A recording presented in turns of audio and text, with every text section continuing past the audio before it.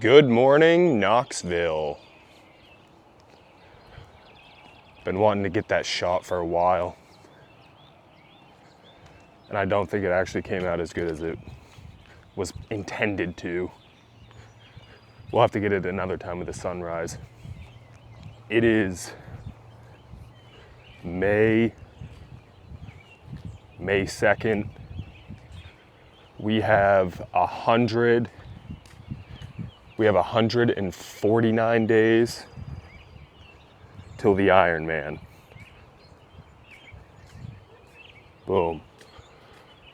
Or 21 weeks and 2 days. So we have a week and 2 days before we are officially gonna start our training. So we've been taking it a little easy since HYROX. Not too easy, obviously, because we can't get detrained. I hope you can hear the birds this morning. It's beautiful. Yeah, we're taking it a little easy, trying to let the body recover. As I say that, I hit legs the other day and my hamstrings are absolutely torched. So it's starting to rain a little bit here. The sky is gorgeous. We got a 5 or 6 mile run with Andy this afternoon. Shout out to him. He is my go-to training partner, running partner, lifting partner. And dude's just a stud. So we got to run with him this afternoon. And then we are going to see the Thunderbolts tonight at 9 p.m., which is a late night for me, but sometimes you just gotta do it, I guess. I've heard good things about the movie so far, so hopefully it's decent. All the other Marvel movies have sucked, kinda since Endgame and whatnot. Shang-Chi was all right, but and I've also been on a little bit of like a Red Bull kick. I never realized how many sugar-free flavors they had till I went into the gas station one day and they were like full. So I've been trying these. So far, wild berries have been my favorite, the pink one. But they are pretty expensive. I like them because they're lower in caffeine. So I can drink like 2 of them and not be like at 400 mgs for the day. Just saw some lightning over there. It's a great morning to have a great fucking day, people. Trying to be a lot more optimistic about life. I wouldn't say I'm like a negative person or a pessimist, but I'm a very like neutral person. I've always been very neutral, and I think finding a little bit of positivity it's been huge for me. In enjoying life a little bit more. Be grateful for what you have. Be grateful for the people around you. Be grateful for all the opportunities you have. And I guess I've always thought I was a realist. But to be honest, I was a little bit more of a pessimist than a realist. Regardless.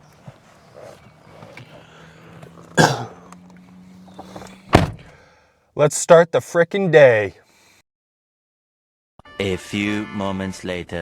Just wrapped up an easy zone 2 ride on the bike. About to hit a run with Andy. I need to hydrate though, and Babe lost all my element. So I'm gonna have to use this bum ass Gatorade Zero and then get some magnesium, and I'm gonna eat this dank looking brown ass banana before we hit this run. Hamstrings are absolutely torched today. Legs are destroyed, but we're gonna get it done anyways. It's probably like 80 degrees. Is it hot out? No. Well, it's kind of humid because it rained. So it's humid. I'm gonna sweat like crazy, probably cramp. just like HYROX all over again, but we'll get it done.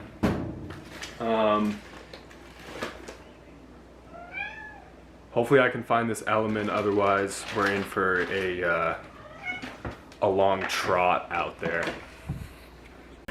So we actually happen to have a tub of G1M, baby. We put it up in the cupboard and kind of forgot about it. So could you open that? I don't actually know if I've tried it. I may have tried it once. But I definitely need some carbs and definitely need some electrolytes. So we'll mix in a scoop here. I know everyone always does 2 scoops of G1M. I'm gonna do 1 because I don't know how this is gonna sit in my stomach. We'll do a little review here. Nellie's about to get in there. Have some, you'll be an athlete. Nellie's pretty hybrid.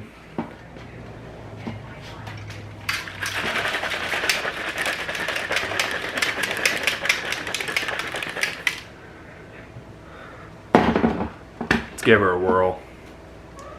Our tap water isn't very cold, so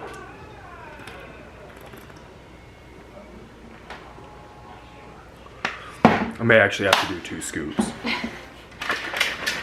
Regardless, we're gonna put this down and go hit this damn run.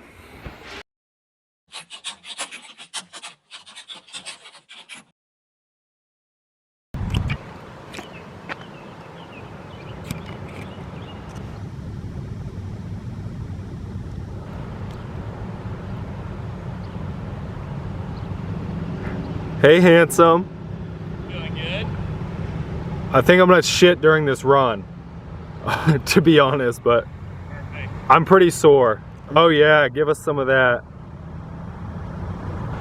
Woo!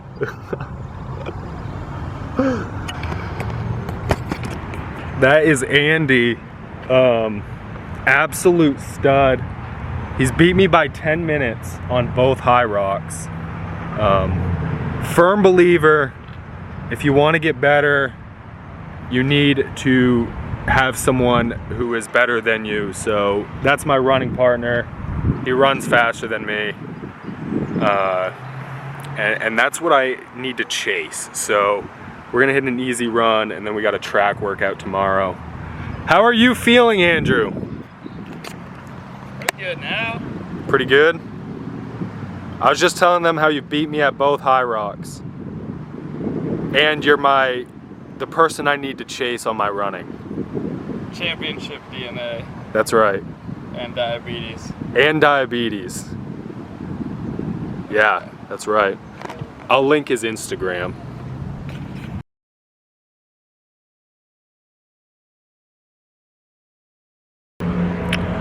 Okay, it is so hot out.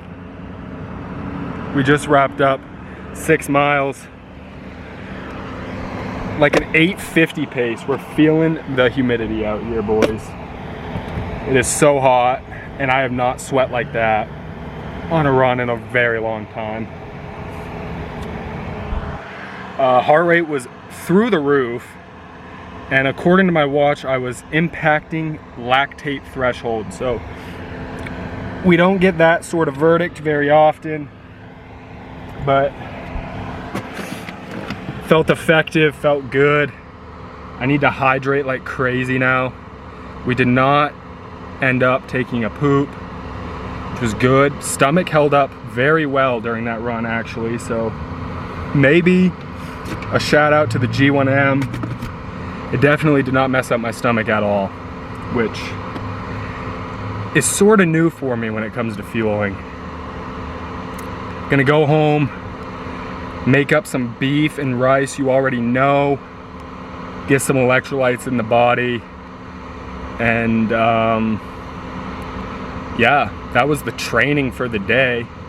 We are going to the movie theater. I just keep perpetually sweating, dude. And I want to go through a little bit of a recap of the HYROX, my splits, exactly how everything went, how I felt at certain spots, what went wrong during training, what went wrong during the race, and what went right. Because at the end of the day, this shit is all a giant learning experience. And that is why we try so many different types of fitness and races. Let's go eat.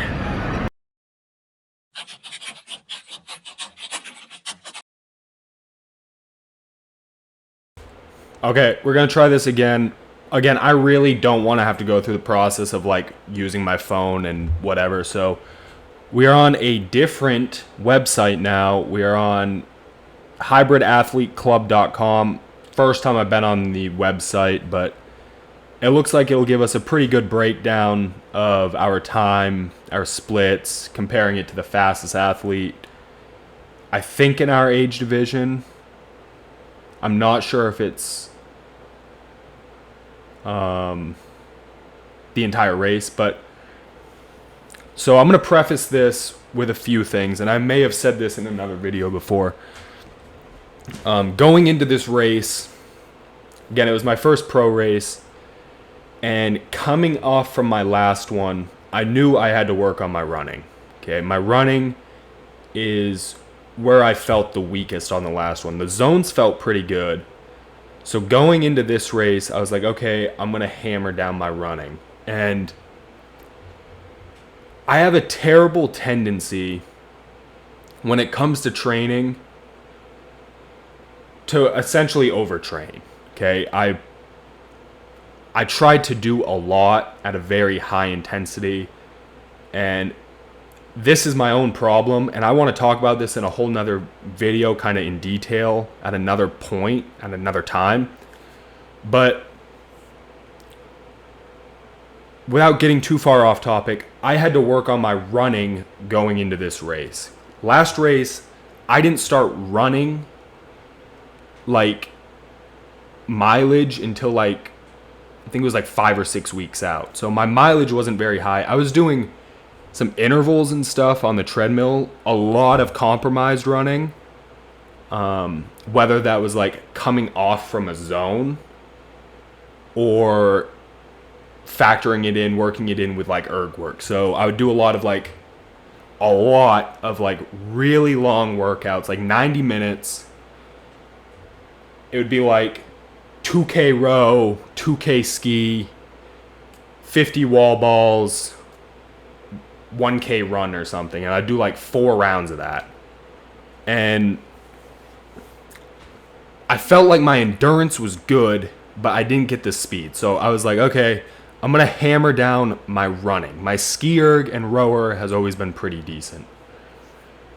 So I swung the pendulum completely to the other side and did no zone work. And when I say no zone work, I mean like literally no zone work. I didn't touch a wall ball. I didn't practice carries. Carries have always been pretty good for me. My grip strength is pretty good.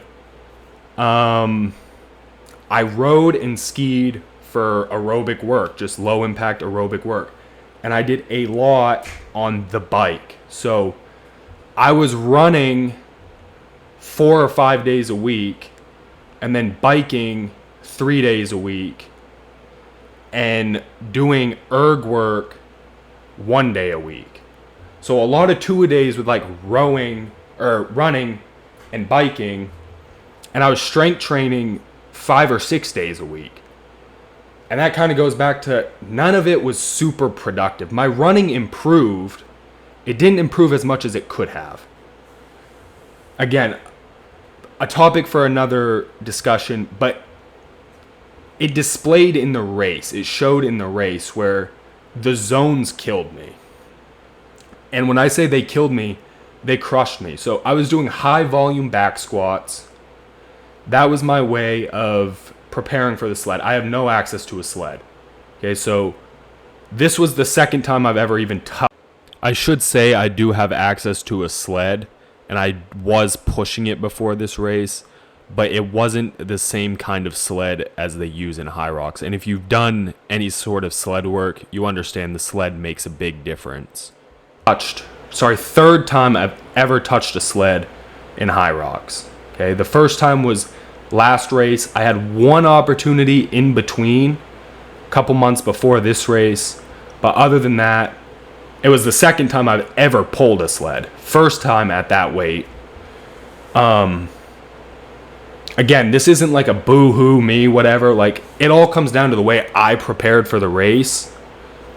But it's just interesting to look back and see.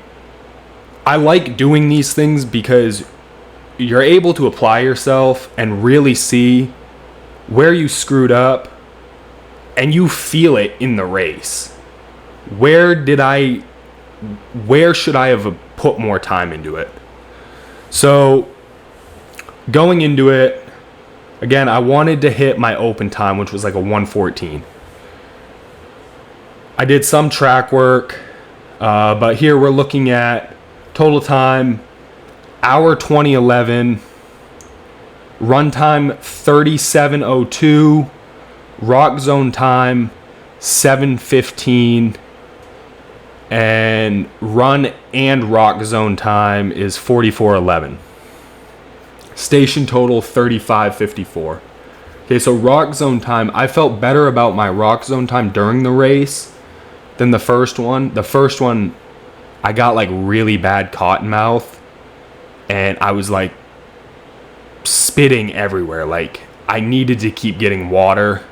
I don't know if it was dehydration or what. I get that sometimes, especially when I'm running. Like, my mouth gets super, super dry. I almost choke. And then I also sometimes like salivate like crazy amounts. Like a very sticky saliva. So total time, top 41%. Run time, top 52%. Or sorry, that's just in general. Completely disregard what I just said. We'll scroll down and it will give us kind of a little bit more details here. Okay, so I finished in the top 52% of my age group, which is good. Again, like, we go into these races and the idea is you always want to be competitive, right? At least for me. I almost feel a pressure that I need to. But honestly, I had a good time out there. So when I look back, I knew I wasn't going to win my age group. I knew there wasn't a shot I was going to win. I just wanted to do the best I could. And I feel like I did that with the way I felt after the race. It still says it looks like your strength as a HYROX athlete is within the workout stations. You finished in the top 42% of your age group. You performed particularly well on the sled push and farmer's carry. Okay, so I said farmer's carry I always feel good about. Sled push I was worried about, again, because I hadn't touched a sled. I did high volume back squat. So it was like I worked up to 2 sets of 20 reps at like 215 to 225 pounds.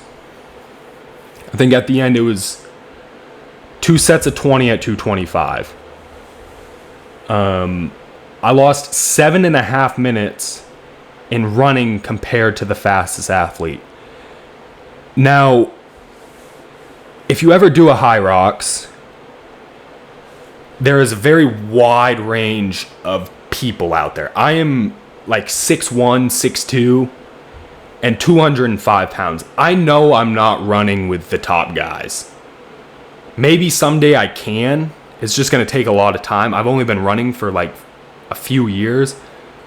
If you look at the pros, they're all coming from a running background, okay? But the little guys out there running, they're flying by me. The zones, generally speaking, I make up ground, except for the burpee broad jumps, because they aren't 200 plus pounds getting up and down from the ground, jumping.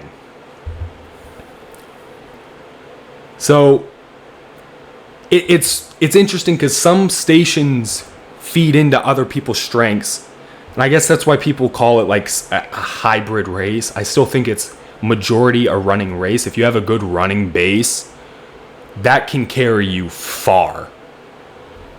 My biggest area to improve is the lunges and the sled pull, which makes sense. So I'm going to go through each zone here. I'll break down each one, kind of how I was feeling and how I was feeling during the run, at least if I could recall. So ski erg, I went in and I cruised pretty easy on the ski erg. I didn't go super hard. Again, it's one of my strengths. I think I pulled like a 151 or something like that, or like a 152. I feel good about my ski erg. I didn't want to push it super hard because everyone says, like, you push the ski erg too hard, it can screw your entire race. I probably could make up more ground on it, but I want to feel good going into the runs. Running is my weakest part. So my second run felt good. If I could find my run, that would be nice. Okay, so first run, I took it easy. Second run, again, it felt good, a 4:17, and that is going into the sled push. Sled push felt very good. I broke it into halves, and I was kind of, like I said, I had a lot of fun out there. I was very supportive of my competition, okay? So I was kind of trying to encourage the people around me to keep pushing. So the dude next to me, if I saw he was struggling, I was like, come on, like, push that shit, bro. Like, get it. And running out, there was a guy, kid, probably about my age, and he was walking in the rock zone. So I'd come up and tell him, I'm like, let's go, dude. Like, get your ass moving. Get out of here. I felt good on the sled. And again, it was fun to just, like, talk with people during the race. We're all there to get better. So coming off from that, going into the run, obviously my legs were heavy. But once I was able to kind of shake them out, it was my calves pretty much, majority that were toast. It felt pretty decent. And then going into the sled pull, like I said, it's my second time ever doing the sled pull, first time ever feeling that weight. And it's a learning curve. My first race, the sled pull was a disaster, just in terms of, like, I didn't know how to go about it. This race, I had a little bit more of a game plan. The one thing I was doing wrong is I was sitting super deep into it each time. So I'd grab the rope and I'd drop down into like a full squat to really pull it and then walk it back. About halfway through, I realized I was like, my low back is getting fucking toast. Just use your body weight. And I would just kind of lean into the rope, walk it back, and that helped a lot. And the run after that felt pretty decent. What is that, run 4? 1, 2, 3, 4, I think. But this is where the race got really hard, was the burpee broad jumps. I didn't do any burpees before this race. And again, I knew I should have. I didn't. The burpees destroyed me. Like, halfway through, I thought to myself, I was like, dude, like, you screwed yourself on this, and this is going to be hard to recover from. I was drooling everywhere. I was sweating in my eyes. It was brutal. My heart rate was absolutely jacked. And right here, you can see that the fastest athlete was 1 minute and 16 seconds faster. So I lost 2.5 minutes between the sled pull and the burpee broad jump to the fastest athlete. And then you have the run where I'm obviously losing time as well. And that goes into run 5. Okay, so run 5, I was 1 minute slower than the fastest athlete. And bang on average. Going into the row, so my thought was going into this race, or at least halfway through the race, I told myself, I was like, okay, second half of the race is where you can make up time. Second half of the race is where you feel strong. I feel good on the ski. Sled push and pull, I'm unfamiliar with. I felt good-ish during them, especially the sled push, but they get your heart rate up, and it can really make or break you. And then the burpees wrecked me, so I was like, okay, row, I know I can crush pretty good. Farmer's carry, I know I can do well. And lunges, generally speaking, my lunges I feel good about. My muscular endurance in my legs is good. The weight is not heavy. I practice with significantly heavier. And I think biking helps a ton when it comes to my endurance on the lunges. But I get on the row. The row went well. I pull a 150 easy.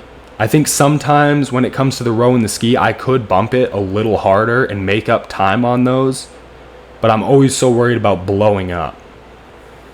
So the row felt good. I came off the row and made up a bit of time on my run. But now we're looking at, what was it? I'm back in the 4. So 4.5 minutes off that run. And lunges,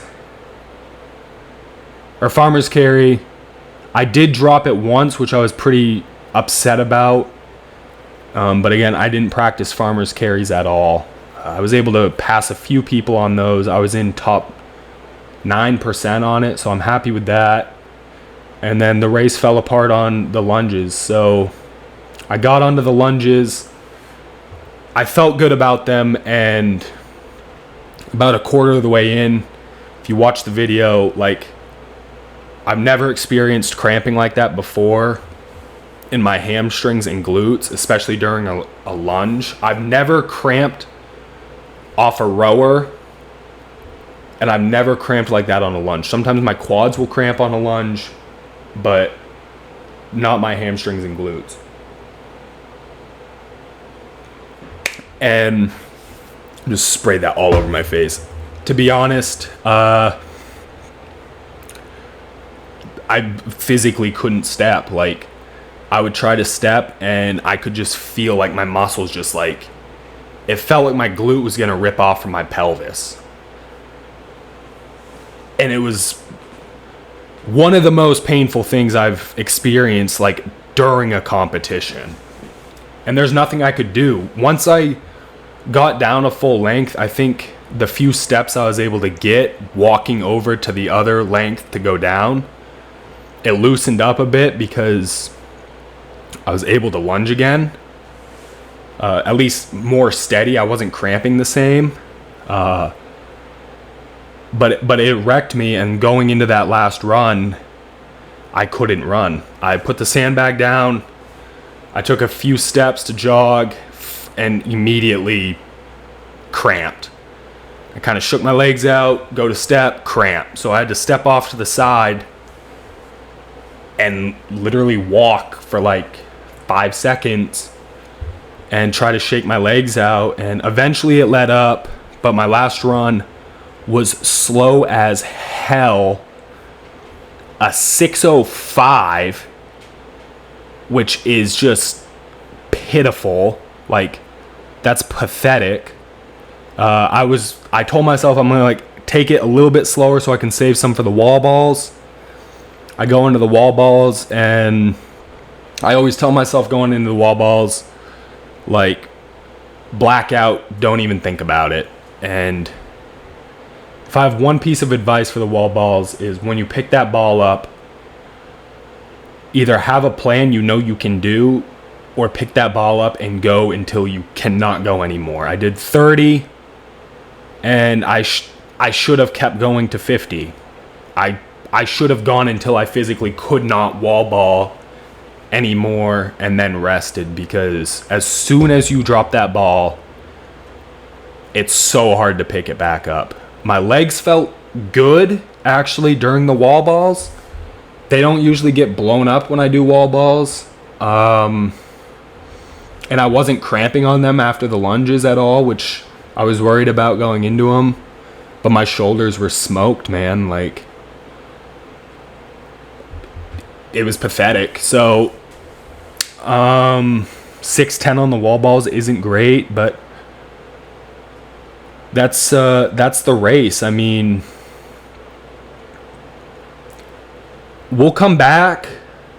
Again, I'm not super... I don't want to say I'm not upset about it, because I was a little bit after the race. I really wanted to, and there was a few moments in the beginning where I was like, okay, I think I can actually do this. I think I can get better than my open time. And then burpee broad jumps just have a way of slapping you in the mouth. So that was HYROX Atlanta. That's the recap. And I know what I have to do going into the next one. And we're looking at Dallas probably after the Ironman. So my engine should be good. Running should be good. And then I'll take 2 months and absolutely hammer high intensity zone work. And I think that'll be a good good transition into. I think that'll be... I'd feel good about it. But for right now, I'm locking in on Ironman 100%. And I may do a few half marathons or something in between until then. But that's Atlanta wrapped. A minute or an hour 20. And yeah, we got room to improve. That's what we like to see. I think an hour 20 can easily get chipped down quite a bit if I train properly. Again, that's going to be a whole nother video where I want to talk about just training properly, how sometimes you kind of set yourself up for failure, and more isn't always better. So that's a wrap, baby. HYROX is over, and now we are officially going all in on Ironman. We got a week and 2 days, like I said at the beginning, until it starts, till prep starts, and I'm looking forward to it. So thanks for watching the video. I guess I'll see you in the next one. Like and subscribe. Or you don't even have to like, dude.